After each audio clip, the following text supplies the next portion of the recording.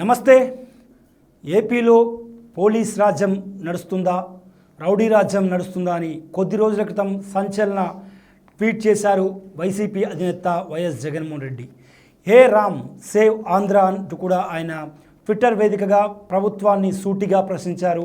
పోలీసులను ముందు పెట్టి పోలీస్ రాజ్యాన్ని రాష్ట్రంలో నడుపుతున్నారని, అమాయకులతో పాటు సామాన్యులపై దాడులు పెరిగాయని కూడా ఆయన తీవ్రస్థాయిలో ధ్వజమెత్తారు. అందుకు తగ్గట్లుగానే ఏపీలో ఆత్మహత్యల పరంపర కొనసాగుతుంది.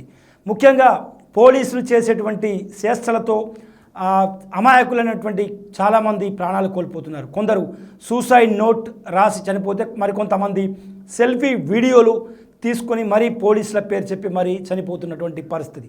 తాజాగా అలాంటి ఘటనే పల్నాడు జిల్లా పిడుగురాల్లో జరిగింది. దీనికంటే కొంచెం ముందు కనుక చూసుకుంటే Sai Krishna custodial lockup death నుంచి మొదలు పెడితే క్రాంతి కుమార్ అనే వ్యక్తి కృష్ణలంక పిఎస్ పరిధిలోనే పోలీసుల వేధింపులు తాళలేక సెల్ఫీ వీడియో తీసుకొని చనిపోవడం సంచలనం సృష్టించింది. దాంతోపాటు నెల్లూరులో ఒక చోరీ కేసులో పిఎస్కు తీసుకొచ్చినటువంటి వ్యక్తిని అనుమానాస్పద స్థితిలో చనిపోవడం, ఆ తర్వాత పోలీసులు అతను పురుగుల మందు తాగి చనిపోయాడని చెప్పడంతో కూడా బంధువులు తీవ్రస్థాయిలో ఫైర్ అయ్యారు. లాకప్ డెత్తే నెల్లూరు పోలీసులు చేశారని కూడా బంధువులు తీవ్రస్థాయిలో ధ్వజమెత్తారు. దాంతోపాటు మనుబోతు చోరు కేసులో కూడా చెరుకుమూడికి చెందిన 7 కుండలు గడ్డు మంది తాగి ఆత్మహత్య చేసుకోవడం కూడా కలకలం రేపింది.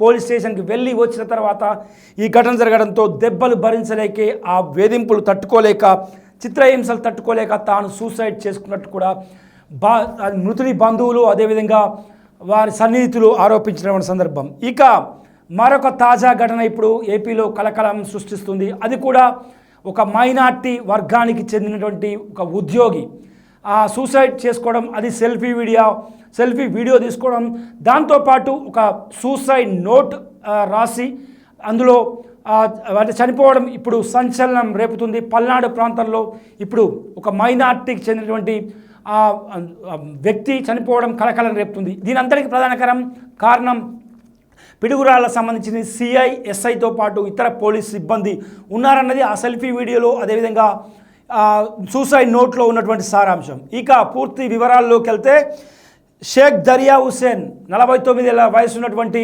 మైనార్టీకి చెందినటువంటి వ్యక్తి, ముస్లిం కమ్యూనిటీకి చెందినటువంటి వ్యక్తి, సత్తెనపల్లి ఊర్లో ఉన్నటువంటి అకాడమీలో లైబ్రరీగా ఆయన విధులు నిర్వహిస్తున్నాడు. కొంతకాలం క్రితం ఆయన తన తల్లి పేరిట 2016లో భర్త షేక్ అమీరున్ 2 రేకుల ఇల్లు కొనుగోలు చేశాడు. ప్రధానంగా చూసుకుంటే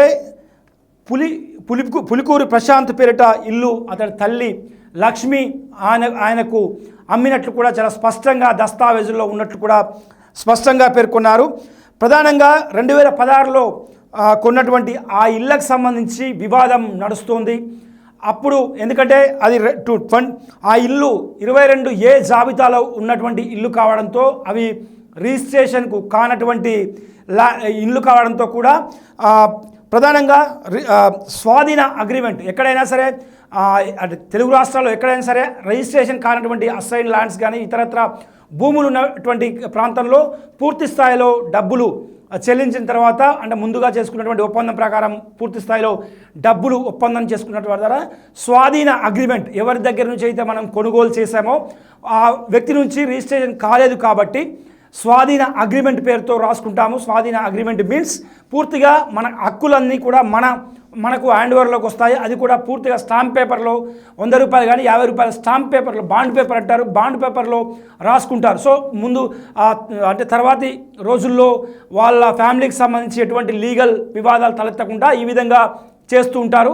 ఇది ఎక్కువగా అసంటి భూముల్లో 27A జాబితాలో ఉన్నటువంటి ఇళ్ళకు కానీ ల్యాండ్స్ కానీ జరుగుతుంటాయి. సో అదేవిధంగా దరియా హుసేన్ కూడా ఆయన 2 రేకుల ఇళ్లను కొనుగోలు చేశాడు. అయితే ఏడాది తర్వాత ఎవరైతే ఆ ఇళ్లను అమ్మినటువంటి వ్యక్తి ఎవరైతే ఉన్నారో లక్ష్మి ఆ ఇళ్లను అమ్మింది ఎవరికి అంటే భర్త షేక్ అమీరున్కి అమ్మినటువంటి పరిస్థితి. సో ఆమె ఏడాది తర్వాత సో అక్కడ ల్యాండ్కు రేట్లు రావడమా, ఆ ఇళ్లకు అంటే ప్రియారిటీ పెరగడమా, ఏం జరిగిందో తెలియదు. కానీ ఏడాది తర్వాత ఎక్కువగా డబ్బులు ఇవ్వాలని కూడా ఆమె ఎదురు తిరిగినటువంటి పరిస్థితి. ఆ ఎదురు తిరిగిన తర్వాత తాను ఇవ్వాల్సిందంతా ఇచ్చాను, ఇక తను ఇచ్చేది లేదని కూడా చాలా క్లియర్ కట్గా దరియా హుస్సేన్ లక్ష్మికి చెప్పినట్లు కూడా తెలుస్తుంది.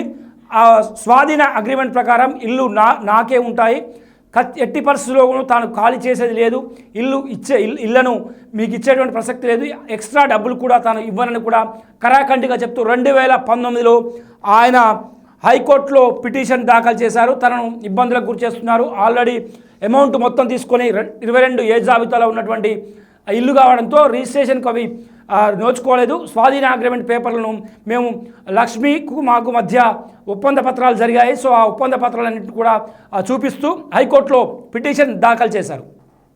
హైకోర్టులో 2019 నుంచి వాదోపవాదాలు జరిగాయి. ఇక తీర్పు తుది దశలో ఉందని కూడా దరియా హుస్సేన్ తన సెల్ఫీ వీడియోలో చెప్పినటువంటి సందర్భం. ఇక పిడుగురాళ్ళ సిఐ వెంకట్రావు ఎంటర్ అయిన తర్వాత దరియా హుస్సేన్ కుటుంబం వేధింపులకు గురైందని చెప్పుకోవచ్చు. ఎందుకంటే ముఖ్యంగా ఈ సివిల్ వివాదంలో ఎట్టి పరిస్థితుల్లో పోలీసులు ఎంట్రీ కాకూడదు అనేది పోలీస్ చట్టంలో ఉన్నటువంటి వివాదం. పంచాయతీ గొడవలు కావచ్చు, మిగతా వాటిలో అంటే క్రిమినల్ ఇంటెన్షన్ ఉన్నటువంటి వాటిలో మాత్రమే పోలీసులు ఇన్వాల్వ్ కావాలి. సివిల్ భూతగాదాలు ఇలాంటి ల్యాండ్ సెటిల్మెంట్ లాంటి విషయాల్లో ఎట్టి పరిస్థితుల్లో పోలీసులు ఇంటర్ఫేర్ కాకూడదన్నది లా అండ్ చట్టం చెబుతున్నటువంటి మాట. కానీ దాన్ని బ్రేక్ చేస్తూ కూడా, ఆ రూల్స్ను బ్రేక్ చేస్తూ కూడా సిఐ వెంకటరావుతో పాటు ఎస్ఐ అదేవిధంగా ఆ పోలీస్ సిబ్బంది కూడా మొత్తం కూడా దరియా హుస్సేన్తో పాటు ఆయన కుటుంబ సభ్యులను, ఆయన భార్య షేక్ అమీరున్తో పాటు వాళ్ళ పిల్లల్ని కూడా తీవ్ర ఇబ్బందులు వేధింపులకు గురి చేసినట్లు కూడా ఆయన సెల్ఫీ వీడియోలో పేర్కొన్నారు. ఇక ఈ నెల 14న అంటే మొన్న ఆయన పుట్టినరోజు, దరియా హుస్సేన్ పుట్టినరోజు, ఆయన వృత్తిరీత్యా సత్తెనపల్లి ఉర్దూ అకాడమీలో లైబ్రరీగా పనిచేస్తున్నారు. వృత్తిరీత్యా ఆయన ఎంప్లాయ్. ఆయన తన పుట్టినరోజు ఈ నెల 14న ఆయన పుట్టినరోజు కావడంతో ఎవరైనా సెలబ్రేషన్ చేసుకుంటారు. కానీ ఇంట్లో ఎవరి లేని సమయంలో ఆయన తన ఇంట్లో ఫ్యాన్, అదే ఇప్పుడు ఏదైతే ఇంటిని 2 ఇళ్లను కొనుగోలు చేశారో అదే ఇంటిలో ఫ్యాన్కు చున్నీతో ఉరివేసుకొని చనిపోవడం ఇప్పుడు మైనార్టీ వర్గాలను ఒక దిగ్భ్రాంతికి గురి చేసిందని చెప్పుకోవచ్చు. మైనార్టీకి ప్రభుత్వానికి తాము గొప్పలు చేస్తున్నామని చెప్తున్నటువంటి ప్రభుత్వం మరి ఈ సూసైడ్కు ఎలాంటి ఏం చెప్తుందో అన్నది కూడా వేచి చూడాల్సినటువంటి పరిస్థితి నెలకొంది.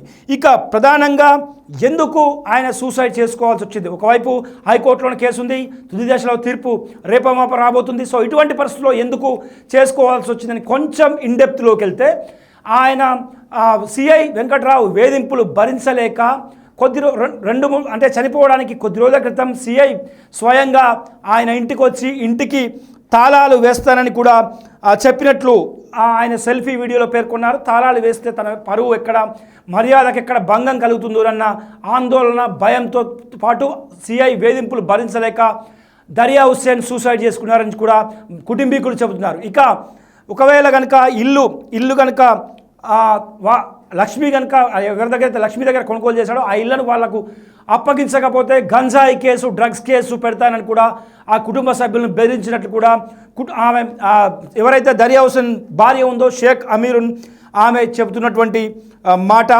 సో మొత్తంగా చూసుకుంటే మాత్రం ఈ పోలీసులపై కూడా ఎక్కువగా వివాదాలలో నెలకొంటున్నటువంటి పరిస్థితి. ఆస్తి తగాదాలు, అదేవిధంగా సివిల్ పంచాయతీలో పోలీసుల జోక్యం అతి చేసుకుంటున్నారు.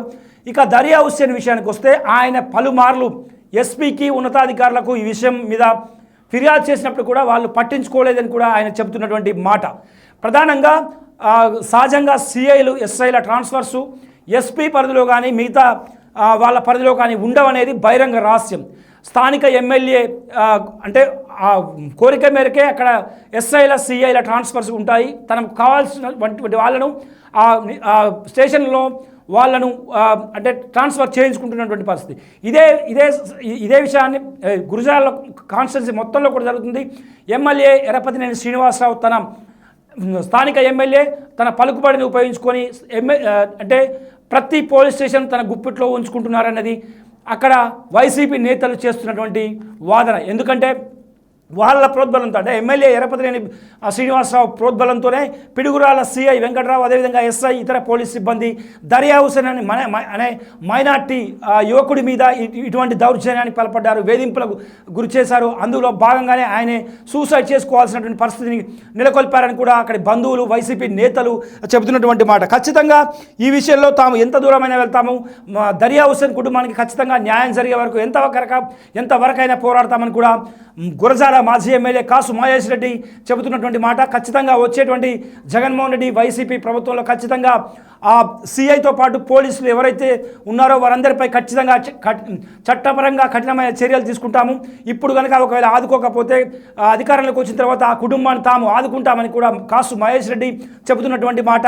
ఇక మైనార్టీల విషయానికి వస్తే మైనార్టీ ప్రభుత్వంగా గొప్పగా చెబుతున్నటువంటి చంద్రబాబు, అదేవిధంగా డిప్యూటీ సీఎం పవన్ కళ్యాణ్లు ఇప్పుడు ఏం సమాధానం చెప్తారని కూడా ఆ కుటుంబం చెబుతున్నటువంటి మాట. ఇక మరొక ప్రధాన అంశం తీసుకుంటే సెల్ఫీ వీడియో తీసుకున్న తర్వాత అంటే ఈ 2016లో ఆయన కొనుగోలు చేసిన దగ్గర నుంచి ఆయన చనిపోయేటువంటి జూలై 14 వరకు ప్రతి ఇన్సిడెంట్ని ఆయన సెల్ఫీ వీడియోలో చాలా స్పష్టంగా చెప్పడం జరిగింది.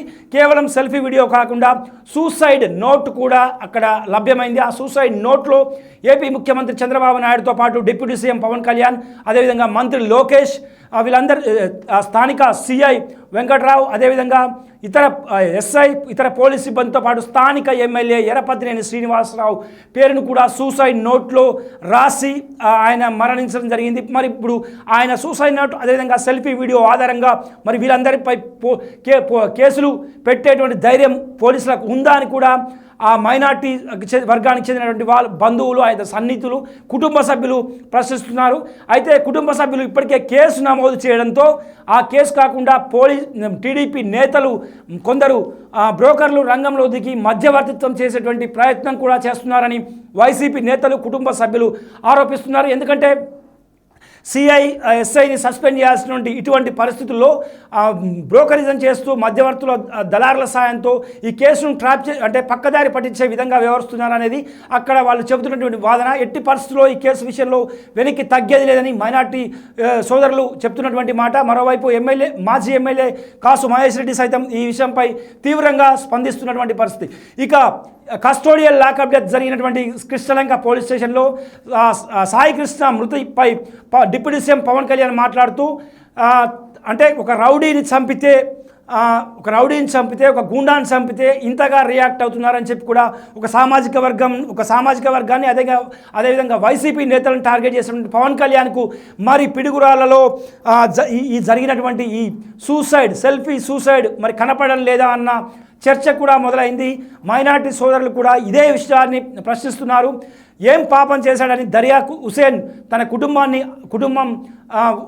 అంతా అనాథగా వదిలిపెట్టి తను సూసైడ్ చేసుకోవాల్సిన పరిస్థితులు కల్పించింది ఎవరు? ఈ ఘటనకు కారణం ఎవరు?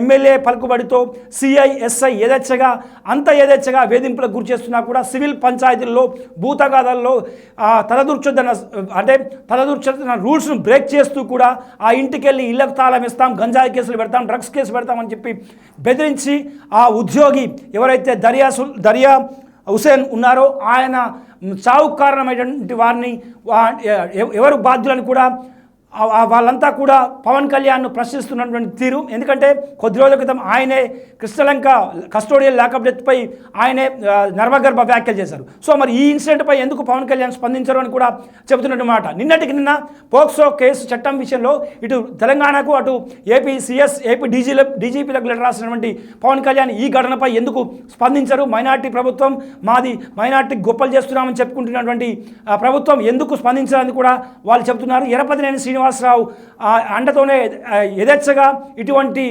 సంఘటనలు పల్నాడు ప్రాంతంలో ముఖ్యంగా గురజాల నియోజకవర్గంలో జరుగుతున్నాయని కూడా అక్కడి మాజీ ఎమ్మెల్యే మహేష్ రెడ్డితో పాటు ఇతర పార్టీల నేతలు విమర్శిస్తున్నారు. ఎట్టి పరిస్థితుల్లో ఈ కేసును వదిలే ప్రసక్తే లేదని కూడా వాళ్ళు చెబుతున్నటువంటి మాట. ఇక కుటుంబ సభ్యులను సామధాన భేద దండోపాయాలు కూడా ఉపయోగించి కూడా వాళ్ళను కేసు పెట్టకుండా ఉండేందుకు తమ శక్తి వంచన లేకుండా టీడీపీ నేతలు కృషి చేస్తున్నారనేది అక్కడ స్థానికులు చెబుతున్నటువంటి మాట.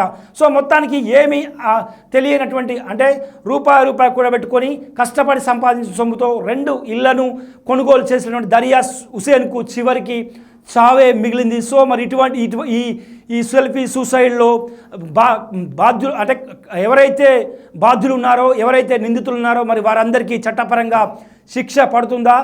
ఇప్పటి వరకు జరిగినటువంటి రాష్ట్ర వ్యాప్తంగా జరుగుతున్నటువంటి సంఘటనలకు లాగానే తూతు మంత్రంగా ఈ కేసును ముగిస్తారో ఆ బాధిత కుటుంబానికి దరియా హుసేన్ కుటుంబానికి న్యాయం జరుగుతుందో లేదో వేచి చూడాల్సినటువంటి పరిస్థితి.